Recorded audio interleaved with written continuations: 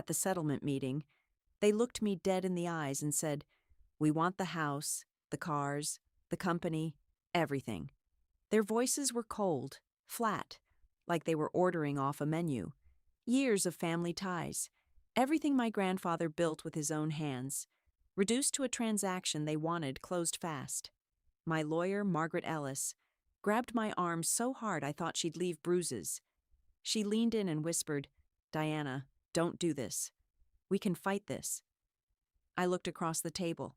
They were smiling, small, confident smiles, the kind winners wear before the game is even over. I said, "Give it all to them." The room went silent. Margaret dropped her pen. Their smiles flickered for a second, then widened. They thought they'd broken me. They thought I was surrendering. Everyone in that room thought the same thing. But they had no idea what they were really taking. The final court hearing came. They sat there dressed like they were heading to a celebration, already planning how to spend what they believed was theirs. I signed every page of the transfer documents without hesitation. My lawyer looked like she was attending a funeral. Then the courtroom doors opened. 2 federal agents walked in, handed an envelope to their attorney. He read it, went pale, leaned over, and whispered 5 words into their ears. The smiles vanished. My sister screamed first. At that moment, I didn't look at them. I just looked at the ring my grandfather left me on my finger. My name is Diana Whitaker, and this is the story of how I lost everything and won. If this story hits close to home, hit that like button and share it with someone who needs to hear it today. Drop a comment below and tell me which part got to you the most. And if you haven't already, subscribe to the channel and turn on notifications so you never miss another story. We've got more coming every week. Trust me, you won't want to miss what's next. Thanks for watching. I grew up in the suburbs just outside Detroit, in a quiet neighborhood where the hum of industry always lingered in the background.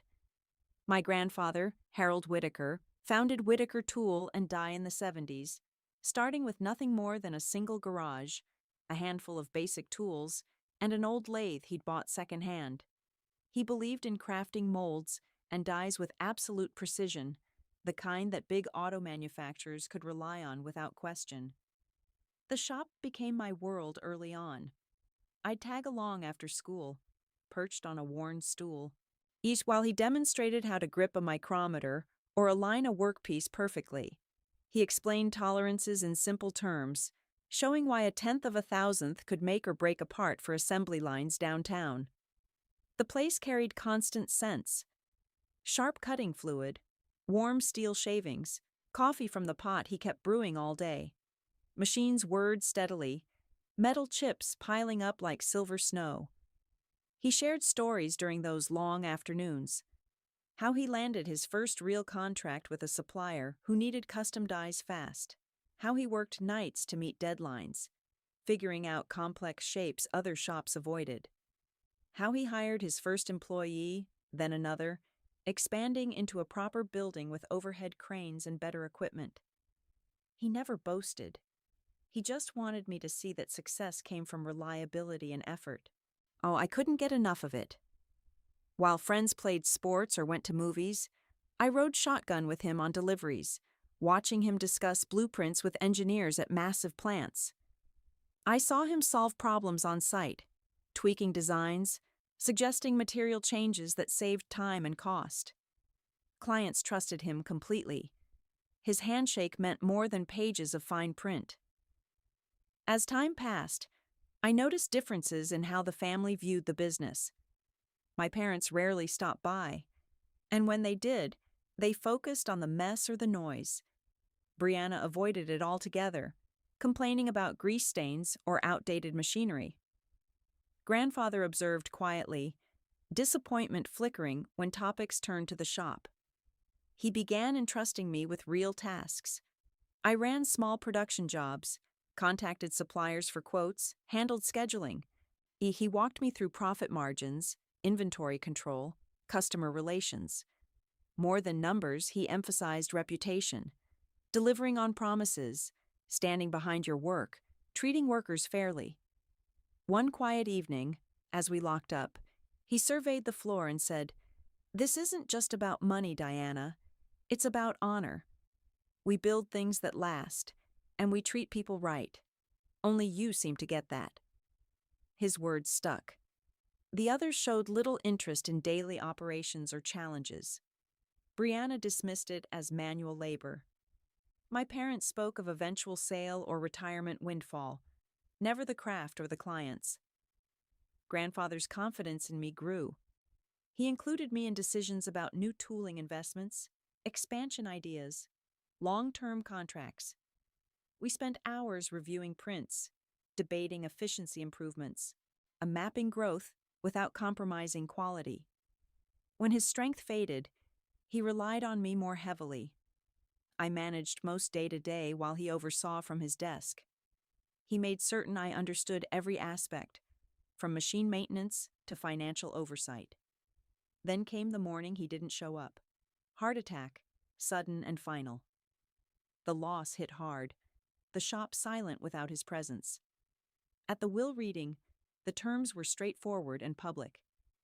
He left the entire operation, buildings, equipment, accounts, the house, everything, to me. He trusted I'd preserve what he created. Holding those documents, grief mixed with determination. The responsibility felt immense, but I vowed to carry it forward the way he intended. I married young, still in my early 20s, to someone I met through a project at the shop. He worked as an engineer for one of our regular clients, and our conversation started over blueprints and deadlines. We bonded quickly over shared ambitions and late-night discussions about the future. It seemed like the right step at the time. Sophia arrived soon after, a curious baby with wide eyes and a quick smile that lit up every room.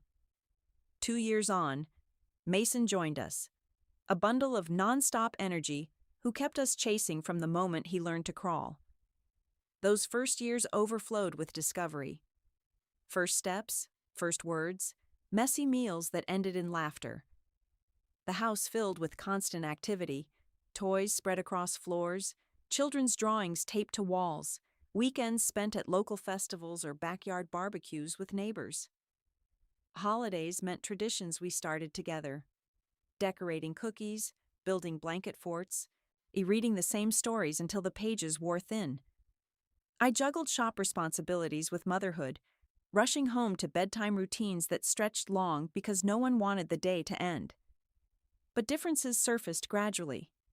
My husband struggled with the unpredictable hours the business demanded, urgent fixes for clients, seasonal rushes that kept me late. He wanted more predictable evenings, spontaneous trips, less talk about production issues. Conversations shifted from partnership to frustration. Arguments built slowly. He felt the shop came first. I felt unsupported in carrying grandfather's expectations. He saw the company as a demanding job. I saw it as legacy and livelihood intertwined. The gap widened. Shared plans dissolved into separate routines. We attended counseling sessions, hoping neutral ground would bridge things. But old patterns returned. When Sophia was in first grade and Mason starting preschool, we agreed separation was healthier than constant tension.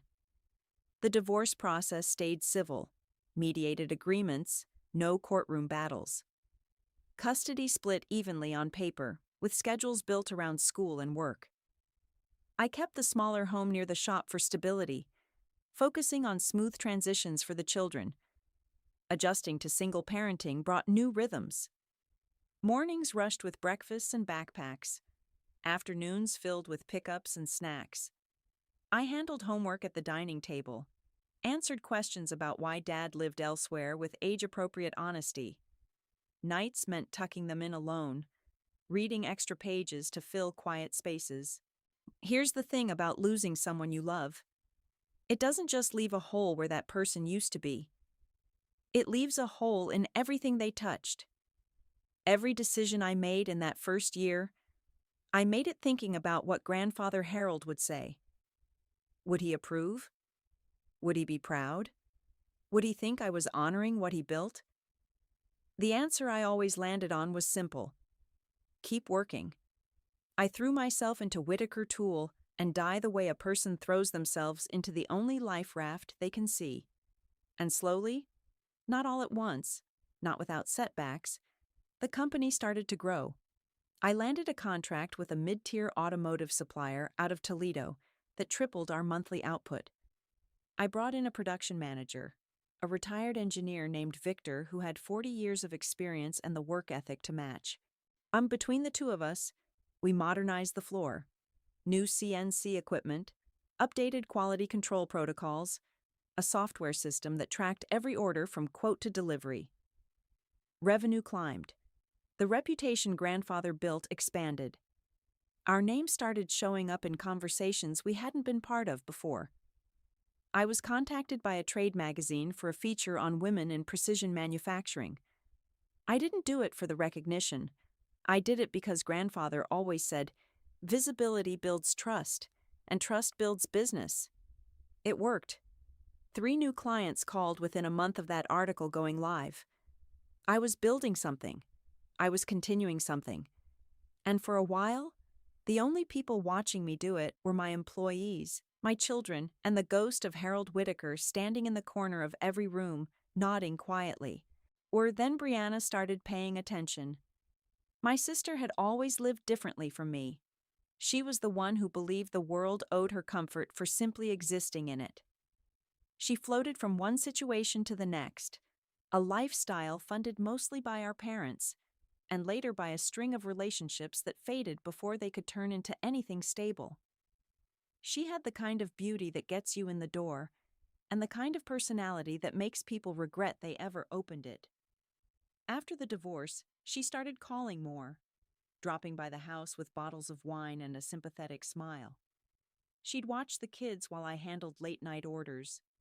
She'd listen while I vented about difficult clients. She made herself useful. She made herself present. And I, tired, stretched thin, are still grieving both a grandfather and a marriage, let her in. Completely, foolishly, completely. She knew the financials. She knew the client list. She knew which contracts were coming up for renewal, which equipment was aging out, how I structured the revenue between the business account and the property. Trusts grandfather had set up before he died. I trusted her with all of it because she was family, because she was my sister, because grief does strange things to your judgment, and loneliness is the oldest trick in the world. Here's what I didn't know, what I wouldn't know for almost 2 full years. Brianna had never accepted the will. She'd smiled at the reading, said the right things, hugged me at the graveside. But inside, she was seething. She believed, with absolute certainty, that grandfather had been manipulated, that I had spent years cultivating his favor intentionally, steering him away from the rest of the family, positioning myself to inherit everything while they received nothing. In her mind, I hadn't earned the legacy. I had stolen it. She started talking to my parents. Then my parents started agreeing. And then, sometime in that second year after the divorce, she started talking to someone I never expected her to reach. Before I go any further, I want to stop for just a second. Not to slow the story down. I'll get right back to it, I promise. But I need to say something real. My mother told me no one would watch this. She said stories like this don't matter, that people don't care about ordinary families fighting for what's theirs. She said I'd never reach 1,000 subscribers, and I should stop wasting my time. Maybe, if you're watching right now, you can help me prove her wrong. Not for me, but for every person who's been told their story isn't worth telling.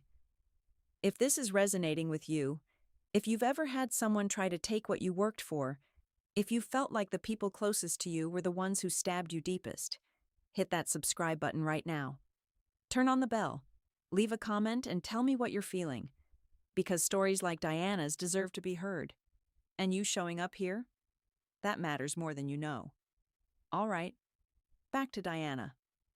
Because it's about to get a lot darker before it gets better.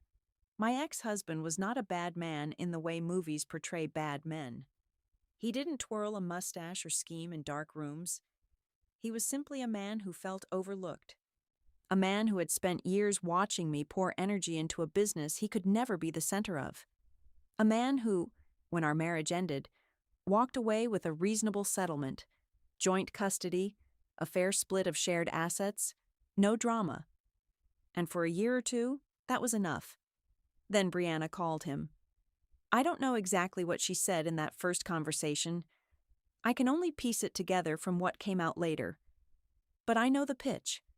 She told him the divorce settlement had been unfair, that the business, which was now clearly thriving, should have factored more heavily into what he received, that I had undervalued it during mediation, that with the right attorney and the right argument, he might have a claim, not to the company itself necessarily, but to a portion of the appreciation that had happened after the marriage, during a period when, Brianna argued, his support at home had enabled my work.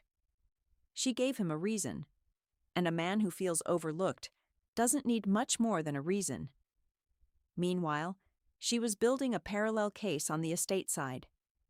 She hired a probate attorney, a sharp one, from what I later learned, with a long track record of contesting wills in Michigan courts. The argument they constructed was careful, methodical. They claimed that grandfather Harold had not been of sound mind in the final 2 years of his life, that his increasing reliance on me wasn't trust, it was dependence, that I had gradually, deliberately isolated him from the rest of the family, controlling his access to information and people, until he was making decisions shaped entirely by my influence rather than his own genuine wishes. They called it undue influence, and in probate law, that's not a small allegation. It's the kind of thing that can crack an inheritance wide open. To support the claim, they gathered statements. A retired neighbor who remembered Harold seeming confused at a block party 2 years before his death. A distant cousin who claimed grandfather had once said, in passing, that he worried Brianna would be left with nothing. A former employee who had been let go during a restructure I oversaw, and who had, understandably, his own grievances. One by one they assembled a picture, not of the sharp, deliberate man I knew, but of a declining elder who had fallen under the influence of an ambitious granddaughter. And then they filed. I remember the exact moment I found out. It was a Tuesday morning, early. I just dropped the kids at school and was heading into the shop with a coffee. Margaret Ellis called before I reached the parking lot. Her voice was clipped, controlled, the way she gets when she's delivering news she knows will land hard. Diana, she said, we have a problem. I stood in that parking lot for a long time after she finished talking. The coffee went cold in my hand. The shop door sat 20 feet away, and I couldn't make myself walk through it. Not because I was weak, but because I needed a minute to understand exactly what I was up against. My sister, my parents, my ex-husband. 3 separate legal claims, all filed within weeks of each other. One contesting the will. One seeking a retroactive revision of the divorce settlement. One claiming certain business assets had been commingled with marital property. Separately, any one of these might have been manageable.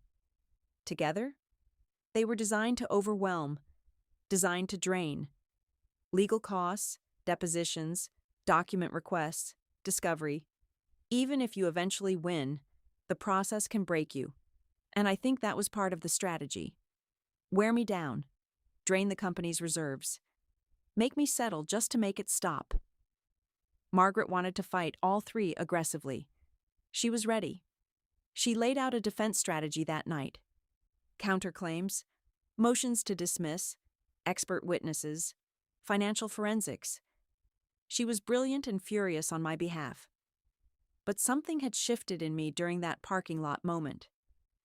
Something quiet and still. And as I listened to her lay out the battle plan, I kept thinking about something grandfather told me when I was maybe 12 years old. We were in the shop, and a piece of equipment had jammed. I was getting frustrated, trying to force it. He put his hand on my shoulder and said, Diana, sometimes the smartest move isn't fighting the machine. It's letting the machine destroy itself. I said, Margaret, I hear you, but I want to try something different. Here is the thing about people who are greedy. They can never just take what they want.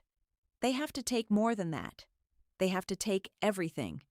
And that greed, that compulsive, reflexive need to grab more than they're entitled to, is almost always the thing that destroys them. I hired a forensic accountant. His name was Robert Kessler, and he came highly recommended by a colleague in the industry who'd used him during a messy business acquisition. Robert was 62, soft-spoken, or wore the same style of brown cardigan every time I saw him, and had the kind of eyes that saw numbers the way other people see faces. He didn't miss things. He didn't skip over things. He followed trails no matter where they led. I asked him to do a full audit, not just of the company, of everything. The estate accounts, the trust structures grandfather had set up, the operational accounts, every transfer, every distribution, every withdrawal going back 5 years. He came back to me 6 weeks later, and what he laid on the table changed everything. Brianna had a key. Not a literal key, a legal access code, a beneficiary designation that grandfather had added to one of the trust sub-accounts years earlier. At the time, it was symbolic. A small account, meant as a gesture so Brianna would have something for personal expenses during the period right after grandfather's illness began. The balance had been modest, a few $1,000s, nothing that warranted close scrutiny, except that over 4 years, the transfers out of that sub-account had totaled just under $340,000. And they hadn't gone to Brianna's personal accounts. They had been routed, carefully, in amounts just under reporting thresholds, through a shell company registered in Nevada with a name so generic it barely registered, Continental Asset Holdings, LLC, and from there, into real estate purchases, a rental property in Florida, a commercial unit in Nashville, investments she was not entitled to make, using funds she was not authorized to access. She hadn't just contested the will because she felt wronged. She had been stealing from the estate. Quietly, methodically, for 4 years. And the moment she filed that lawsuit, she had made 2 very serious mistakes. First, she had drawn legal attention to the estate finances. Second, she had done it while she was still actively drawing from that account. Robert flagged a transfer that had occurred just 11 days after her attorney filed the contested will claim. She was so confident, so certain that the lawsuit would create chaos and cover, that she didn't stop. That was the thread that unraveled everything. Robert connected me to a contact at the FBI's Financial Crimes Unit, a formal referral through his professional network. I brought Margaret in. We spent a weekend going over everything, making sure the documentation was airtight. The shell company, the routing paths, the transaction records, the timeline. We handed it over quietly, without announcement, without leaks. Then we waited. And while we waited, I made one more decision. The business, the house, the cars, everything that Brianna's lawsuit was targeting, I was not going to fight her for it. Not in the way she expected. I was going to give it to her. Margaret nearly walked out of my office when I told her. Diana, you cannot be serious, she said. You'd be handing over an operating company. You'd be homeless. Your children... My children are already protected, I told her. Because here's what Brianna didn't know. Here's what none of them knew. 6 months before any of this began, before the lawsuits, before the calls with my ex-husband, or before any of it, I had met with an estate planner for routine restructuring. We had moved the operating company into a new structure, a family limited partnership with a separate holding entity. Sophia and Mason were named as future beneficiaries of that holding structure. Their interests were protected inside it in a way that a civil lawsuit targeting my personal assets could not easily pierce. The house in question, the one in the lawsuit, was the original Whitaker family home I had inherited. I had moved out of it 18 months earlier. I was living in the smaller home near the shop. The original house had been sitting, being slowly maintained, as I figured out what to do with it long term. The cars were cars. They were things. The business, the operating company entity that Brianna's lawyers were targeting, was the old corporate shell. The equipment, the clients, the staff, the contracts, those had been moved into the new structure. What they were claiming was the old name, the old accounts, and a building I had already begun negotiating to lease to a competitor. They were suing me for the ghost of the company. They thought they were taking the whole machine. They were taking the chassis, stripped, empty, already decommissioned. And so when the settlement meeting came, and they looked me dead in the eyes with those cold, flat voices and listed everything they wanted, I felt absolutely nothing except a quiet, deep calm.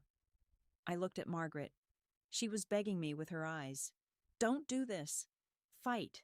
We can win." And I said the 4 words that changed the trajectory of every life in that room. Give it all to them. The weeks between that meeting and the final court hearing were some of the strangest of my life. Word got around, and in a family like mine, word always gets around. My parents called. My mother's voice had that barely hidden satisfaction in it, the kind she tried to dress up as concern but couldn't quite pull off. "Diana, are you sure about this? We're only trying to make sure things are fair." Fair. I nearly laughed.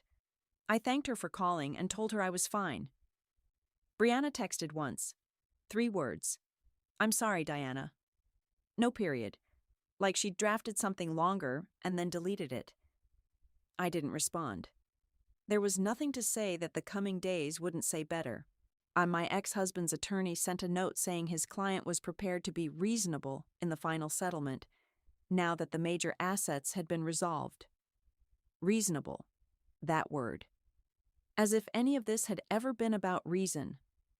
The morning of the court hearing, I woke up before my alarm. I made coffee. Sat at the kitchen table in the quiet of a house that was still dark outside. Sophia had spent the night at a friend's. Mason was with his father. The house was mine and mine alone for a few hours, and I sat in it feeling something I hadn't felt in a very long time. Peace. Not the relief you feel when something ends. Not the exhaustion that comes after a long fight. Something deeper than that. The peace of knowing that you did not become what they wanted you to become. That in the middle of everything, the grief, the divorce, the betrayal, the lawyers, the schemes, you stayed yourself. You kept grandfather's voice in your head, and you listened to it. I wore the navy blazer I'd bought the day I signed our first major contract expansion. I put on the ring grandfather had left me, a simple gold band with a small diamond set in it, the ring he had given my grandmother decades ago, and which he had pressed into my hand one quiet afternoon in the shop, when I was still young enough to think I'd never be old enough to deserve it. I was ready. The courtroom was smaller than you'd imagine for a moment that felt so enormous.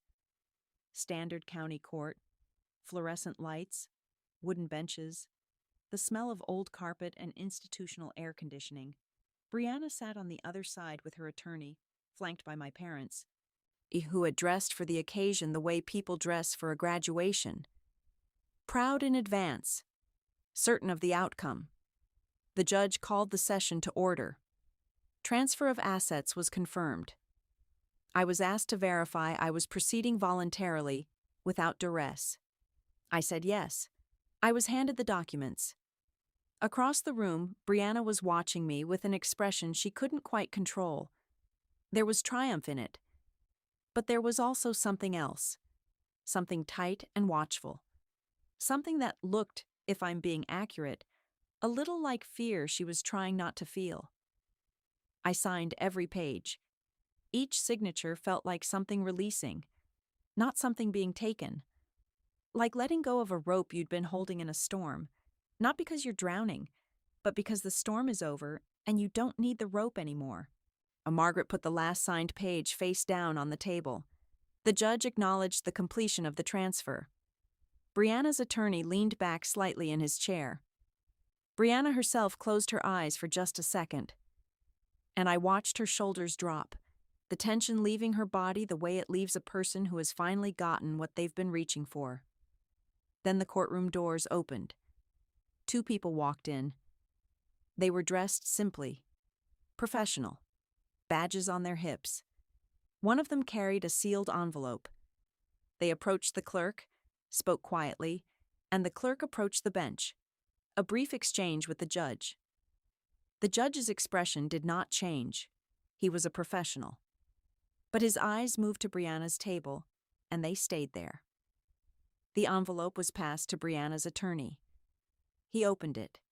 He read it, and I watched the color drain from his face the way water drains from a tub, slowly at first, then all at once. He leaned toward Brianna. He cupped his hand close to her ear, and he said 5 words. "You are under federal investigation." The silence that followed was the loudest thing I have ever heard in my life. Brianna's reaction came in stages. First, she went still. Then she turned to look at me. Not at her attorney, not at the federal agents, not at my parents. At me. And I held her gaze without expression, without triumph, without anger. I just looked at her the way you look at someone you once loved, when you finally understand that love cannot change what someone has chosen to become. Then she screamed. It wasn't a word. It was just sound, sharp and raw and too big for that small courtroom. My mother reached for her arm. My father stood up, then sat back down, not knowing what to do with his hands or the collapse of the story he'd believed so completely. Brianna's attorney was on his feet, speaking quickly to the agents in a tone that was all professionalism on the surface and barely controlled panic underneath. I picked up my bag. I looked at the ring on my finger. And then I walked out. The investigation that followed was federal and thorough. The charges centered on estate fraud, wire fraud, and the misappropriation of trust assets, $342,000, in the end, when everything was fully accounted for. Continental Asset Holdings, LLC, was dissolved.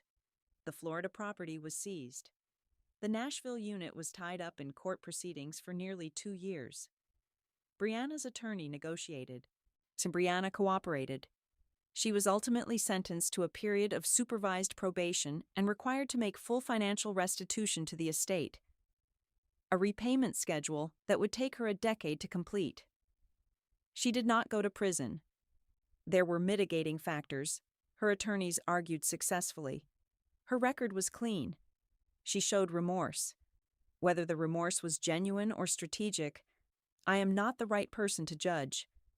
I wasn't in the room when they made that argument, and I wasn't asked. My parents were not charged with anything. They had not known about the financial transfers, at least not specifically. They had simply chosen to believe a version of events that suited them, and they had allowed that belief to carry them into a lawsuit that humiliated them publicly and cost them a significant amount in legal fees they could not comfortably afford. My mother called me, 6 months after everything concluded, and tried to have a conversation she framed as an apology, but that kept circling back to explanations. I listened. I didn't shout. I didn't cry. I told her that the door was not permanently closed, but that trust was not something I could simply switch back on. I told her that Sophia and Mason still needed grandparents, if those grandparents were willing to show up as honest ones. We are in a careful, cautious, limited kind of contact now. It is better than nothing. Some days, it doesn't feel like enough. My ex-husband's legal claims collapsed without Brianna's support and the contamination of her fraud on the broader case. His attorney withdrew the retroactive settlement claim in exchange for an agreement from my side not to pursue sanctions. He remains in Sophia and Mason's lives as their father. We are civil. We are careful. The children are doing well. The company, the real company, the one that breathes and ships and makes and employs, continued operating without pause through all of it. Victor, my production manager, held the floor together during the periods when I was in depositions or strategy meetings, or simply exhausted. The new corporate structure performed exactly as designed. The clients never knew any of this happened. That was intentional. That was something grandfather would have demanded. Oh, I did eventually buy another property. Smaller than the Whitaker family home. Quieter. It has a backyard with a big oak tree that Mason has already designated as a climbing tree and Sophia has already designated as a reading tree. And somehow they've worked out a time-sharing system without any input from me, which tells me more about who they're becoming than anything I could teach them directly. I still have the ring. I wear it every day. And sometimes, when the shop is quiet in the early evening, and the machines have gone still, and the last of the crew has headed home, I sit at the desk in the small office off the floor. The same desk grandfather used, the one I had refinished but never replaced. And I think about what it means to build something that lasts. It doesn't mean holding on to everything. It doesn't mean fighting every battle. It doesn't mean never losing anything. It means knowing the difference between what is yours and what is you. The house wasn't me. The cars weren't me. The old corporate shell, the name on a building, the assets on a balance sheet. None of that was the actual thing grandfather built. The actual thing he built was a way of being in the world. A standard. A set of values that said, do good work, keep your word, treat people fairly, and trust that integrity compounds over time the same way interest does. They couldn't sue me for that. They couldn't seize it, transfer it, or contest it in any court. That was always mine. If you've stayed with me this long, all the way to here, then I want you to sit with something before you go. Betrayal by strangers is painful. Betrayal by family is something else entirely. It doesn't just hurt you in the moment. It reaches backward and rewrites memory. It makes you question every warm Thanksgiving, every shared birthday, every moment you let your guard down and believed that the people around the table wanted good things for you. It makes you wonder whether any of it was real. I went through that phase. I won't pretend I didn't. There were nights, many of them, when I lay awake wondering whether I had missed signs I should have seen, whether I had been naive or arrogant or simply too tired to notice what was building around me, whether I had somehow invited this by being too trusting, too open, too certain that blood was the same thing as loyalty. Here is what I came to, eventually. The failure wasn't that I trusted. The failure would have been becoming someone who stopped trusting altogether. The failure would have been letting what Brianna did define how I moved through the rest of my life. Suspicious, closed, armored against every connection. That would have been the real inheritance lost. Not the house, not the company, but the part of Harold Whitaker that believed people were mostly worth believing in, and that doing right by others would, in the long run, be returned. I also want to say something to anyone watching this who is in the middle of it right now. Not on the other side, not in the resolution, but in the dark, thick, suffocating middle of a betrayal you didn't see coming. Someone you loved is taking something from you. Maybe it's money. Maybe it's a reputation. Maybe it's years of work. Maybe it's a family you built from nothing and watched taken apart by people who should have helped you protect it. I want you to hear this clearly. You are not powerless, even when it feels like you are. In fact, the most dangerous thing you can do is let them see you react. The most powerful thing you can do is be still. Think longer. Plan better. Trust the right people quietly. And let the weight of what they've done eventually find its own way down onto their own shoulders. Because greed is not patient. Greed is hungry, and hungry things always eventually eat themselves. Diana Whitaker didn't win because she fought harder.